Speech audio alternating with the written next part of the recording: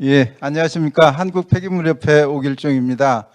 실제 저는 ESG 폐기물이 이제 발제를 해달라고 그래서 이걸 어떻게 전달을 해야 될지 고민을 많이 했었어요. 그래서 실제는 주로 환경부 정책을 많이 소개하다가 이게 주로 기업하고 관련된 부분이기 때문에 환경부 정책 부분은 빼고 기업하고 관련된 부분 주 포커스를 맞춰서 이제 정리를 했습니다. 근데 뭐 일단 시간이 없으니까 빨리빨리 진행하도록 하겠습니다. 이거 사용 방법을 한번 알려주실래요? 요 내려갈 때 여기는 다음. 요거 그다음에 앞. 요거 풀. 예. 감사합니다. 예. 다음 앞. 예. 감사합니다.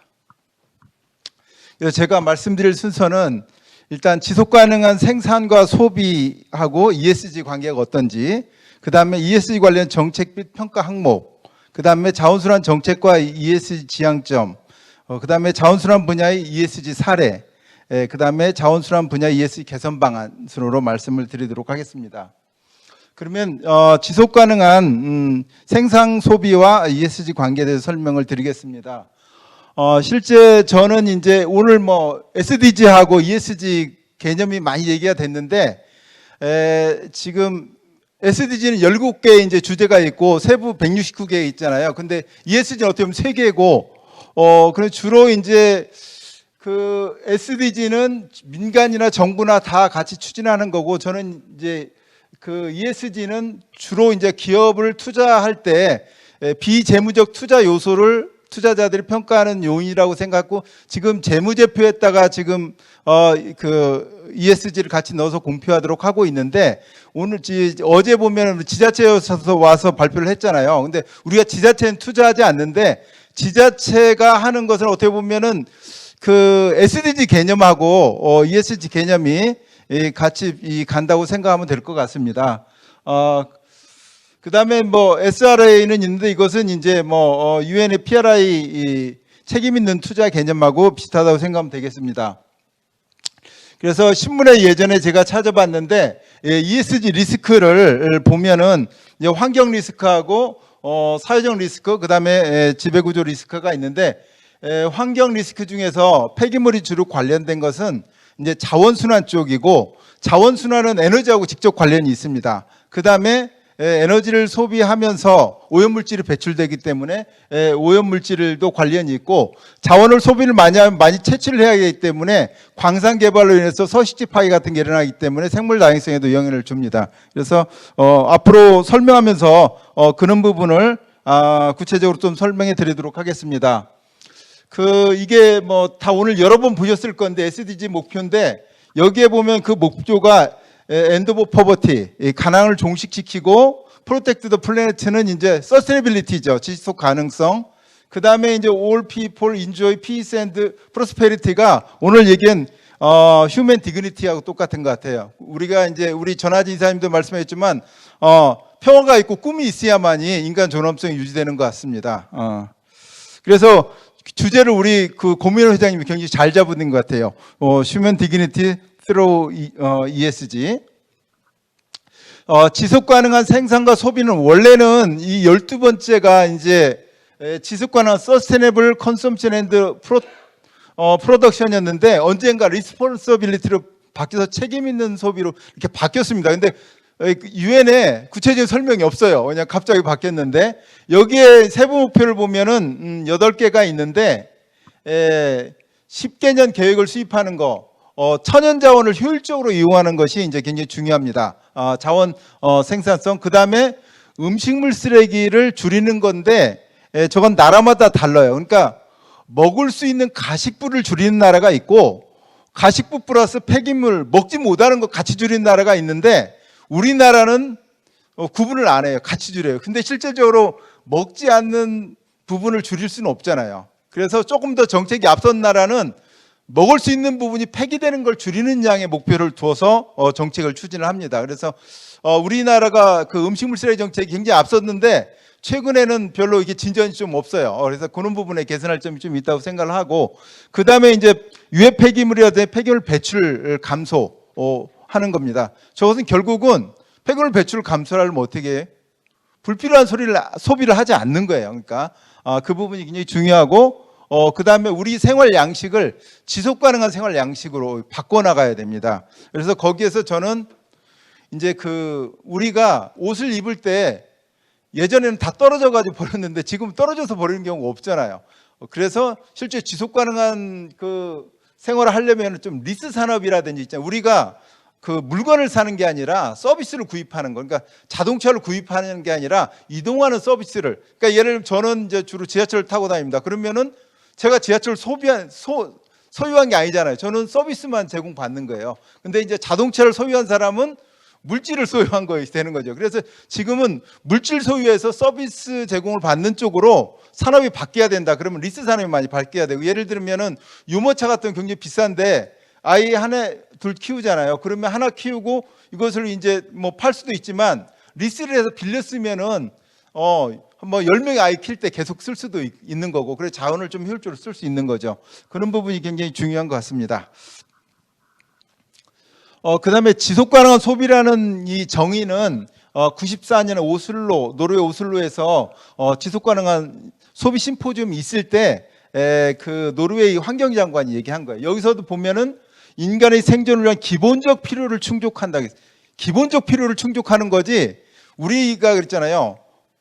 고기를 만들려고 하면은 곡물을 굉장히 많이 사료로 키우잖아요. 그런데 우리가 많이 먹고 또 살 빼려고 또 헬스장에 가서 운동하잖아요. 그럼 우리가 필요한 만큼만 먹는 게 아니라 어떤 데는 먹을 식량이 없어서 굶주리고 있는데 욕망을 위해서 많이 먹고 또 살 빼려고 또 가서 운동하고 그러는 걸 보면은 우리가 이제 과소비하는 거죠. 그 다음에 모두의 생활 수준 보장 및 높은 생활 수준이니까 모든 사람들이 자원을 나눠 쓰면서 같이 행복하자, 그런 부분.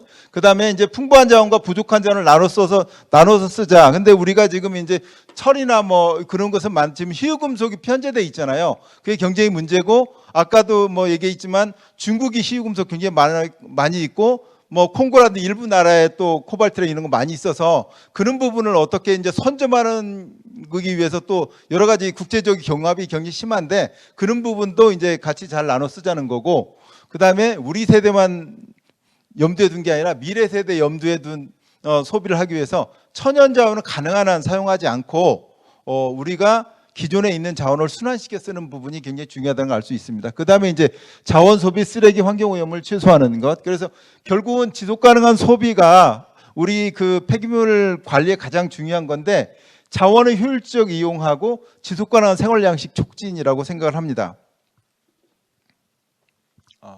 그다음에 우리가 이제 12번째가 지속 가능한 이제 소비와 생산인데, 이것이 다른 과제하고 연결돼 있어요. 예를 들면은 친환경 전기를 구매하면은, 예를 들면 우리가 화석연료를 쓰면은 발전하면서 석탄재 나오잖아요. 근데 만약에 풍력이나 이런 거 하면은 쓰레기가 덜 나오잖아요. 전혀 안 나오는 거 아닌데. 그래서 연결돼 있고, 저탄소 제품이라는 것은 대부분이 오래 수명이 길은 제품이라든지 아니면 재활용한 제품, 그러니까 저것도 폐기물을 감축하고 관련이 있습니다. 자원 소비 전략. 그 다음에 이제 산업 혁신이라는 것도 생산 공정을 혁신해서 제품의 생산 수율을 높이는 거. 그러면은 폐기물이 덜 발생합니다. 그 다음에 이제 제로 에미션도 마찬가지, 제로 에미션은 조금 다를 수 있는, 예를 들면은 오염 물질을 이제 처음부터 배출을 안 하게 하면 좋은데, 배출될 오염 물질을 많이 제거를 하면은 폐기물은 늘어나요. 분진이. 또 수질을 이제 하수 처리를 하면 하수슬러지가 생겨요. 그렇기 때문에 원천적으로 폐수나 대기오염 물질을 줄이면은 이제 폐기물이 줄어드는데, 더 클린하게 방지설을 가동하면은 폐기물이 늘어나는 그런 측면도 있습니다. 그다음에 친환경 조달이 주로 재활용 제품의 구매라든지 그런 관련이 있고, 지속 가능한 조달도 관련이 있습니다. 그래서 요 7개가 같이 맞물려서 돌아간다고 생각하면 되겠습니다. 그다음에 이것은 2023년 글로벌 리스크 리포트를 보면은 여러 가지 위기 상황의 연결성을 보여주는데, 저기서 녹색이 환경에 관한 부분입니다. 근데 이제 환경에 관한 부분이 다른 거하고 다 연결이 돼 있고, 여기서 보면은 가장 큰 것이 내추럴 리소스 리스크예요. 천연자원 부족 문제인데 그 위기인데 이것이 실질적으로는 저쪽에 이제 오렌지색 코스트 오브 리빙 크라이시스 그랬고 생활비가 향상 높아지는 부분. 그래서 그다음에 이제 그 컬레스 오브 시스테미컬 임포턴트 서플라이 체인 그래서 공급망 자원의 공급망이 붕괴되는 부분. 그다음에 이제 지오 이코노미컬 컨프런테이션 그래서 이제 그 지정학적으로 자원 때문에 서로 싸우게 되는 거. 그다음에 이제 그 국내적으로 분쟁이 일어나는 거. 그래서 실제는 천연 자원을 우리가 효율적으로 사용이 아니고 부족하면은 저게 모든 위기의 근원이 되는 겁니다. 그래서 자원 순환이 굉장히 중요하다고 말씀드릴 수 있겠습니다.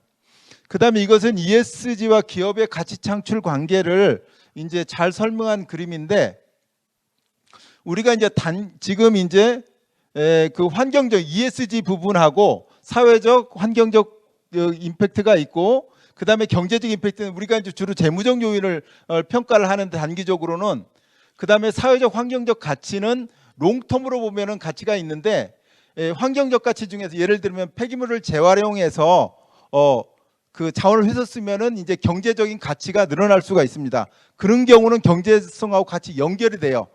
그런 것은 실질적으로 시장에서 그냥 둬도 재활용이 잘 됩니다. 그래서 실질적으로는 이제 경제적 가치만 유지하면서 경제를 할 수도 없고, 근데 그 단기적으로는 보면은 환경적 가치하고 경제적 가치를 같이 맞물려 있는데 포커스를 먼저 맞춰서 정책을 펴나가야 기업이 조금 계속적으로 생존이 가능하다 볼 수가 있습니다.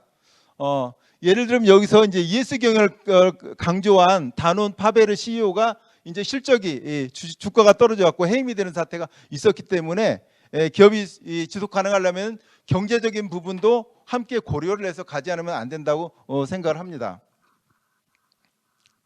그다음에 이것은 이제 노무라 어세스 매니지먼트라는 회사에서 ESG엔 투자 매력도 평가인데 지금 이제 캐시플로우를 해서 재무적 예측을 하고 잠재적 다운사이드 예측을 하는데 그것이 이제 환경 ESG에서 종합 평가를 해서 앞으로 이 기업이 얼마나 이제 그 리스크가 있느냐 평가를 해서 그걸로 해서 이제 그 나중에 수익성이 얼마나 높아질 거가 평가를 해서 이제 투자를 한다는 그런 것을 설명하는 것입니다. ESG 평가항목에서 한국의 이제 녹색 분류 체계를 2021년 12월 달에 이제 환경부에서 마련을 했죠.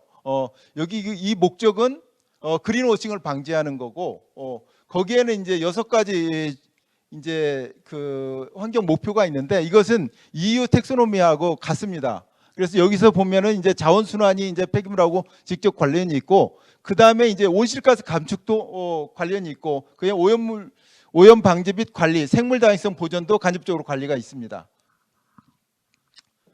그다음에 이제 한국 녹색 분류 체계 내에서 자원 순환 부분을 크게 이제 자원 순환하고 메탄가스 활용으로 나누고 있습니다. 여기서 보면 자원 순환은 폐기물 발생 억제, 그다음에 폐자원 수거 회수 선별 분리. 그래서 이제 자원화하는 부분, 그다음에 이제 재활용 그리고 업사이클링.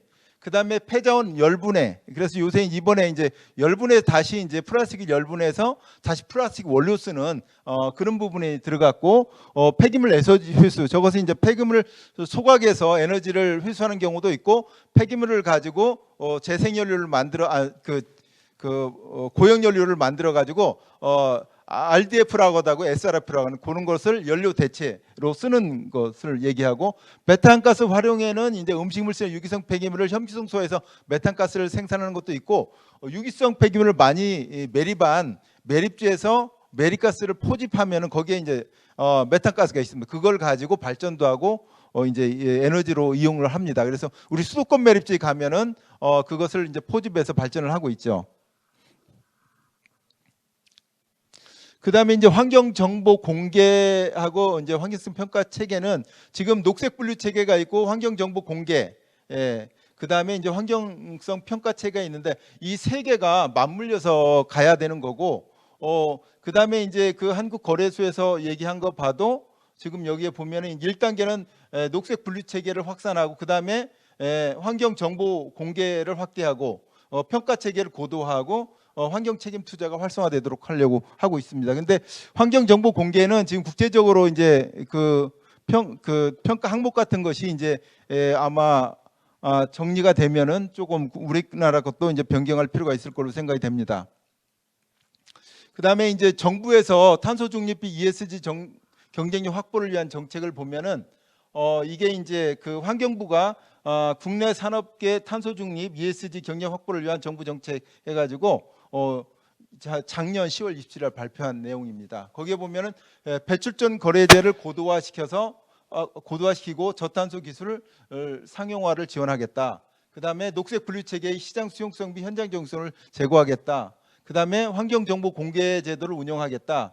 그래서 이제 전과정 평가 기반을 마련하겠다. 그렇게 했는데 가장 중요한 폐기물에서는 전과정 평가인 것 같아요.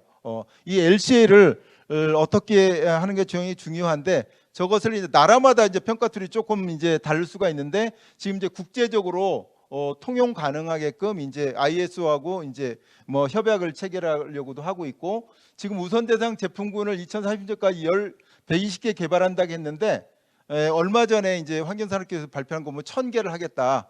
근데 실제는 LCA를 하는 인력이 충분하지가 않아요.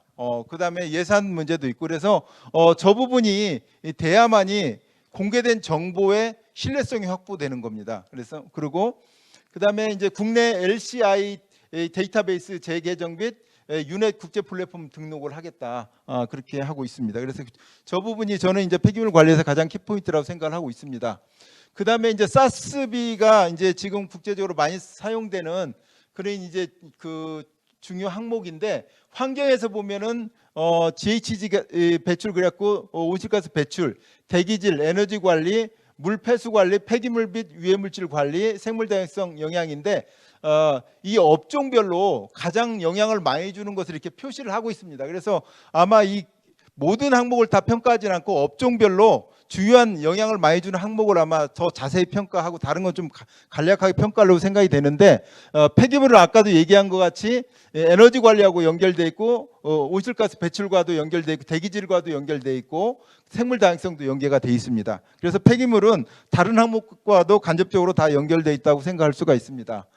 그다음에 지금 이것은 ESG 정보 공시 기준 제정을 하고 있는데 저도 몰랐는데 아까 유럽하고 이제 미국 기준 이것은 실질적으로 미국이 주도하지만 국제 회계 기준 재단 IFRS가 이제 주도해서 만들고 지금 사스비하고 TCFD가 같이 이제 그걸 베이스로 해서 그 ISSB를 이제 그 최종안을 6월 말까지 만들고 저것을 아마 적용하게 될 것 같습니다. 그래서 우리나라가 저 기준을 만들 때 우리나라 기업들이 이 상황을 잘 반영한 기준을 만들어질 수 있도록 조금 노력을 많이 해야 될 걸로 생각이 됩니다. 그 다음에 이제 우리나라 ESG 가이드라인 진단 항목에 보면은 이렇습니다. 여기에 폐기물이 있는데 여기서도 에너지하고 온실가스 부분 그 부분은 이제 원자재 사용량 같은 경우도 폐기물하고 같이 관련이 있고 오염물질 배출도 같이 관련이 있다고 볼 수 있습니다. 그 다음에 환경법규 규제 위반 저것도 보면 폐기물 쪽이 굉장히 많습니다. 그래서 폐기물 관련이 있다는 볼 수 있고 국립연금관리공단 우리나라에서 투자할 때 이제 기후변화, 청정에너지, 친환경 제품 요 평가 지표를 해가지고 하는데 이것도 대부분의 항목이 폐기물하고 연결되어 있는 것을 알 수가 있습니다. 그러면 다음은 자원순환 정책과 ESG 지향점에 대해서 말씀드리겠습니다. 실제 이것은 일본의 환경백서에 나온 것을 제가 좀 모디파이한 건데 지속 가능한 사회가 되려면은 철제로 자원을 효율적으로 잘 순환해서 이용하는 자원순환 사회 구축이 돼야 되고 그게 이제 가장 폐기물과 관련이 있고 그 다음에 이제 탄소 중립 사회인데 자원 순환을 잘하면은 온실가스 배출량이 줄어듭니다.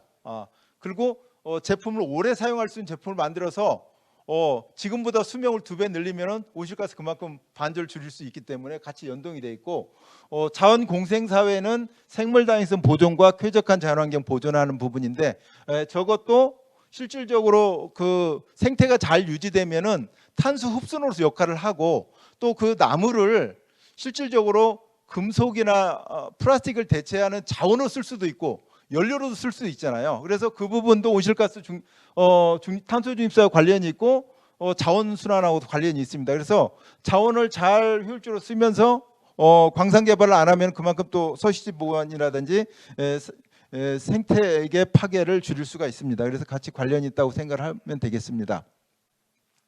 그다음에 이제 자원순환 정책은 어느 나라 똑같습니다. 가장 중요한 것이 발생하지 않게 하는 거. 그다음에 재사용, 재활용, 에너지 회수, 안전처리인데 실제 우리나라는 안전처리하기엔 매립시설 소각시설이 없어서 굉장히 문제예요. 여기 수도권에 사시는 분들은 지금 수도권 매립지 사용 종료 기간이 얼마 안 남았습니다. 2026년이면 이제 그 허가 기간이 끝나는데 그 부분 합의가 지금 안 되고 있어요. 인천시, 서울시, 경기도 안 되고 있는데 그런 부분. 그다음에 서울시에서 1년에 하루에 1000톤의 소각 가능한 폐기물을 소각 시설이 없어서 그냥 매립하고 있어요. 매립지 확보하기 어려운데. 근데 소각을 하면은 부피가 한 20분의 1로 줄어듭니다. 근데 이제 소각 시설이 없어요. 그래서 하나를 더 이제 만들려고 환경부에서 2026년까지 생활 폐기물 직매를 금지했기 때문에 소각 시설을 하나 1000톤짜리 만들려고 선정을 했는데 그걸 이제 마포의 상암 올림픽 경기장 옆에 선정을 했습니다. 근데 거기 소각시설 750톤짜리 하나 더 있어요. 주민들이 왜 우리의 750톤짜리 또 만드냐, 다른 데 만들라 그래서 아직 주민들이 수용을 못 하고 있습니다. 그래서 지금 이제 짓기 시작해도 2026년에 짓기가 어려운데 그런 어려운 상황이 있어서 처리시설을 확보하는 부분이 굉장히 중요하다는 것을 좀 말씀드리겠습니다. 그다음에 우리나라는 지금 이제 자원순환 기본법이 있고 그걸 작년 말에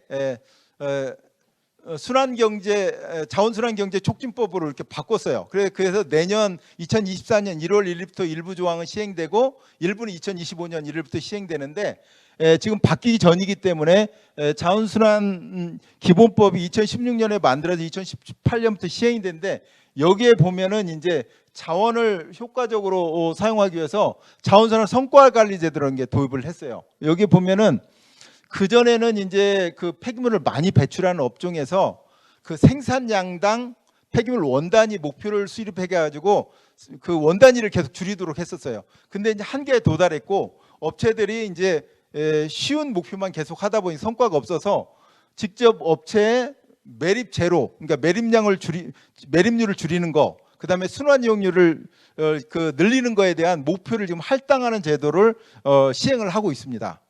그래서 이것이 이제 물질흐름 베이스로 돼야 되고 요걸 좀 더 개발하면은 이제 그 아까 LCA 같은 부분이 이루어지고 자원순환 관리가 더 잘 이루어질 걸 생각이 됩니다. 그래서 기준 실적을 작성해서 자원순환 추이라든지 여건을 고려해서 목표를 업체가 설정을 합니다. 그래서 목표를 이제 환경부하고 협의를 해서 목표를 정하도록. 그래서 이제 목표를 정하고 이제 여기에서 보면은 이제 자료 제출 이제 대상 공고를 하면 자료 제출로 목표 설정하고 이행 계획을 제출하고 이 목표를 이행하고 이행 실적을 또 대출하도록 돼 있어요. 그래서 이제 그걸 평가해서 이제 잘한 그 평가는 이제 아까 그 물질흐름 베이스에서 발생해서 1차 처리, 2차 처리까지 해서 최종 처리까지 해서 그 계산해서 최종 처분율하고 순환 이용률을 계산해서 제출을 해야 되고 목표를 달성해야 되고 잘하는 기관에 인센티브를 주고 못한 데에 대해서는 페널티를 주고 또 기술 지도를 하도록 이렇게 돼 있습니다. 우리나라 온실가스 감축 목표 얼마 전에 발표를 했죠. 여기에 보면은 폐기물은 이게 이제 100만 톤 단위입니다. 1,700만 톤이에요. 실제 이걸로 보면은 전체 배출량은 지금 7억 2,700만 톤이기 때문에 2.4%밖에 안 됩니다.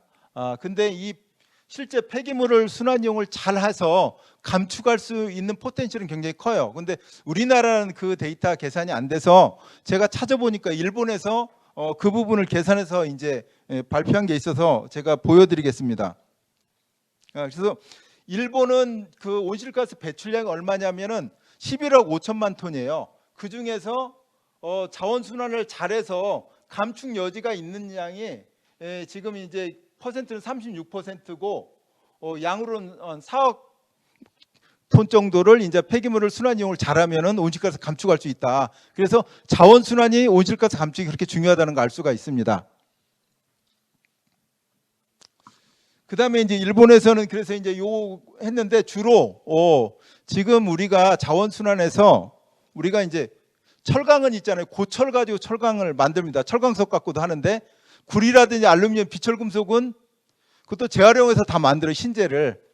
종이도 마찬가지로 종이를 만들 때 그 반 이상이 지금 이제 그 폐지를 넣어서 만들거든요. 그래서 이게 정맥산업이 이제 폐기물 쪽에 가는 사람이라면 동맥산업이 이제 신재를 만드는 두 가지가 다 연결돼 있습니다. 연결이 안 돼 있는 게 플라스틱이에요. 플라스틱은 이제 예를 들면 고철이나 구리, 뭐 유리라든지 이런 것은 순환시켜 이용해도 질 변화가 없잖아요. 고품질을 유지할 수가 있어요. 플라스틱은 질이 계속 떨어져요. 그래서 우리가 품질 좋은 걸 만들기 위해서 페트병은 지금 투명한 이제 물병만 지금 분리수거해서 다시 페트병을 만들거나 뭐 섬유를 만들어 옷을 만들려고 하고 있고, 지금 화학적 재활용을 해서 다시 이제 순환해서 계속 돌리려고 하고 있습니다. 근데 다른 것은 재활용하면 에너지 소비량이 떨어져요. 근데 플라스틱은 지금 화학적 재활용했을 때 실제 상용화 시설이 뭐 작은 것밖에 없기 때문에 이것이 실질적으로 온실가스 감축에 더 줄어들지 늘어날지 효과가 없을지 모릅니다. 그래서 이런 부분이 이제 LCA를 해서 입증이 돼야 돼요. 그래서 우리가 이제 물질 재활용할 때는 얼마나 감축할 수 있고, 화학적 재활용 얼마나 감축할 수 있고, 그다음에 태워서 에너지를 회수할 때는 얼마나 감축할 수 있는지 해서 더 이제 친환경적인 방법을 선택을 해야 되겠죠. 그래서 일본에서 보면은 이제 그 폐기물 재활용해서 효과가 있는 데가 보면은 철강업, 화학업, 그다음 기차 제조업,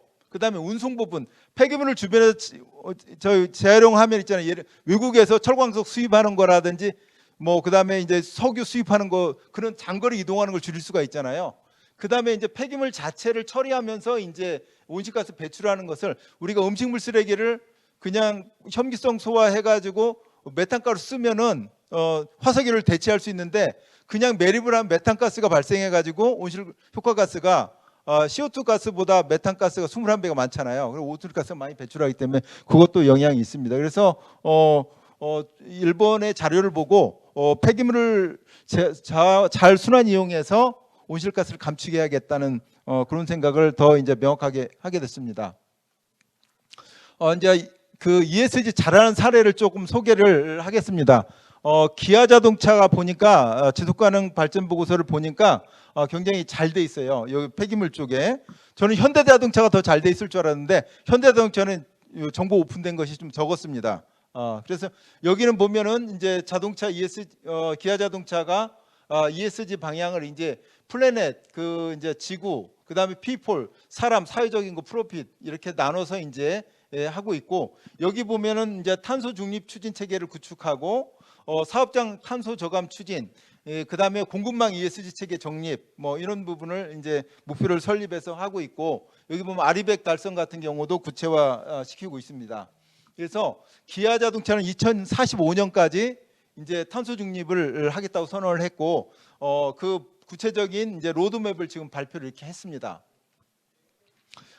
폐기물 쪽에서 보면은 재활용 플라스틱을 지금 현재 2022년에 2%밖에 재활용 안 하고 있어요. 근데 이것을 2030년에는 20%를 재활용하겠다. 근데 20% 그렇게 많다고 생각을 저는 안 했어요. 그래서 목표가 그렇게 도전적이지 않다 이렇게 생각을 했는데, 다음에 보니까 그 지금 이제 신형 그 EV9에는 바이오 폴리우레탄과 가죽을 PVC로 대체하고 CO2라든지 독성 화학 물질을 감출을 하겠다. 그리고 이제 바이오 물질을 사용하도록 하겠다. 그다음에 그 소재를 재생 소재로 쓰겠다. 그런 것을 이제 얘기를 하기 때문에 이렇게 간다고 하면은 상당히 긍정적이고 도전적인 목표라고 생각을 합니다.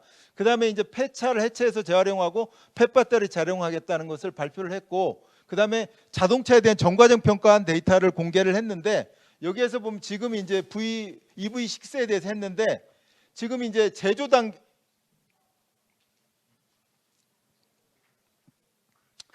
단계가 많고 가장 많은 것은 운행 단계예요. 그다음 운행 단계가 가장 많고, 그다음에 폐기 단계 요만큼이고, 그래서 이제 실질적으로는 이제 지금 아마 화석연료를 쓰는 이제 휘발유차는 이게 더 큽니다. 근데 조금 줄었는데 이 부분도 더 줄여야 되고 이 생산 단계도 더 줄여야 되고 폐기물을 재활용해서도 더 줄이는 노력을 좀 해야 될 걸로 생각이 됩니다. 그다음에 이제 기아 자동차 온실가스 배출을 계속적으로 줄이고 있는 것이 굉장히 고무적이었습니다. 그다음에 기아 자동차 이제 폐차 재활용률은 지금 이제 82.6%인데 실질적으로 우리나라 목표 85%예요. 아직 좀 미달되고 있고, 그다음에 열외수 에너지 소각에서 에너지 회수하는 거 포함하면은 92%인데 우리나라 법에서 95%를 목표로 하고 있어요. 그래서 이것은 조금 더 개선해야 될 소지가 있다고 생각을 합니다. 그것은 이것은 이제 또 다른 업체로 넘어가 보겠습니다. 투굿투고라고 하는 그 앱을 통해서 음식물 폐기물 줄이는 업체입니다. 이 업체는 뭘 하는 업체냐면은 유통기간이 가까운 식료품이나 식사를 할인 가격에 구매할 수 있도록 이제 그 서비스를 제공해요. 그래서 소비자가 그걸 찾아가지고 자기가 있는 주변에 그런 음식점에 가서 싼 가격에 음식을 먹는 거예요. 예를 들면 뭐 10,000원짜리인데 5,000원에 먹고, 그러면은 이제 안 팔리면 그게 음식물 쓰레기가 되는 것을 이제 소비가 되기 때문에 폐기물이 줄어드는 거죠. 그래서 2021년에 줄인 식사 끼니가 5,250만 끼니를 이제 폐기물이 되는 줄였어요. 그래서 여기에 뭐라고 써 있냐면은 그 사우스 코리아 인구 정도, 그러니까 우리나라 모든 인구가 전 인구가 남한 인구가 한 끼 먹을 수 있는 것 정도의 음식물 쓰레기가 발생하는 걸 줄였다. 그렇게 얘기를 하고 있습니다. 그다음에 이제 애플이 이제 환경 선언을 했는데 애플은 그 폐기물에 중요한 것이 제품에 재활용되고 재생 가능한 재료만을 쓰겠다. 그렇게 선언을 2017년 봄에 했고, 재생 가능한 에너지를 사용해서 애플이 기후 변화에 미치는 영향을 줄이고 에너지 효율을 향상시키겠다. 재료를 효율적으로 사용하고 더 많은 재활용 및 재생 가능한 콘텐츠를 사용해서 귀중한 자원을 전략하겠다. 그다음에 이제 제품 수용에 다했을 때 제품의 재료를 회수해서 이용하겠다. 그다음에 제품 및 공정에서 더 안전한 재료를 확인하고 개발하고 활용하겠다. 그렇게 하고 있습니다. 그래서 여기서 이제 이 아이폰 7을 보면은 6에 비해서 플라스틱 사용량을 84%를 삭감했어요. 그래서 지금 요게 이제 파란색이 이게 재활용 종이를 사용한 겁니다. 그래서 플라스틱 사용량은 대폭 줄이고 재활용 종이를 사용해서 이제 포장을 하는 긍정적인 변화를 하고 있습니다. 그다음에 이것은 이제 일본의 카네카라는 그 회사인데, 여기는 플라스틱 제품이나 포장재를 만들고 또 의약품을 만드는 회사입니다. 그래서 여기서는 보면은 가장 중요한 목표가 자기네들은 최종 처분량을 제로 에미션을 도달하는데, 그것을 발생량이 0.5% 미만 매립하면은 자기는 제로 에미션을 매립에 달성했다고 뭐 하는 겁니다. 그래서 이것을 보면은 물질을 분석을 이렇게 해서 폐기물이 발생했는데 자체적으로 33.8% 소각을 하고, 외부 위탁에서 이제 재활용을 65.5%를 하고 소각을 해서 최종적으로는 0.64%밖에 매립을 안 했어요. 그래서 자기는 목표를 달성했다 이렇게 공개를 하는 거고, 그다음에 이제 아지노모토는 이제 조미료라든지 냉동식품 생산하는 나란 그 회사인데, 자기네들 음식물 쓰레기 줄이기 목표를 이렇게 설정을 했어요. 그래서 2020년 30% 줄이려고 했고 21년에는 23% 줄이기로 했는데 실제 도달한 거 보니까 이제 2021년에 이제 70% 23% 줄였습니다.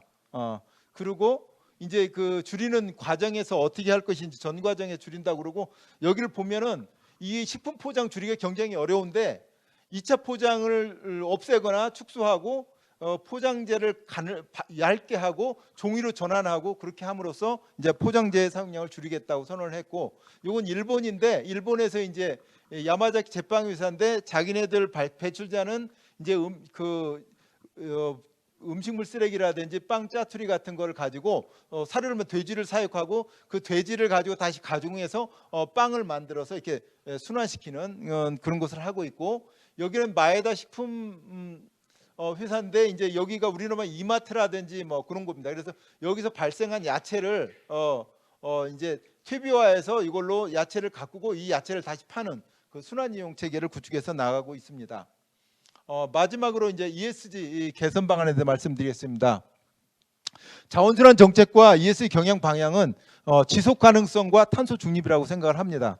그래서 자원의 투입, 폐기물 발생, 추정 처리까지 물질 흐름 분석을 통해서 LCA를 해서 온실가스 자원 사용량, 온실가스 배출량, 오염 배출량을 정확하게 산정해서 요것을 그 재활용하는 방법으로 바꿨을 때 어떤 옵션을 선택했을 때 얼만큼 효과가 있는지를 명확하게 수치로 나와야 그걸 제시하면 업체들이 그걸 사용할 수가 있지 않겠습니까? 그런 게 중요한 것 같고, 그다음에 이제 지금 이제 물질분 LCA를 하는데 그 제품에 대한 LCA도 필요하고 소재에 대한 LCA도 필요합니다. 그것을 해가지고 공급을 해서 특히 이제 중소기업이 그걸 활용할 수 있도록 해야 될 게 필요하고, 그다음에 국제 ESG 정보 공시 제도와 탄소 국제에 대응할 수 있는 국제 제도 정비를 해서 운영하는 게 필요합니다. 이것을 통해서 국내 기업이 국제 경쟁력을 향상하고 또 우리 산업이 다시 한번 도약하는 계기가 되지 않을까 생각을 합니다.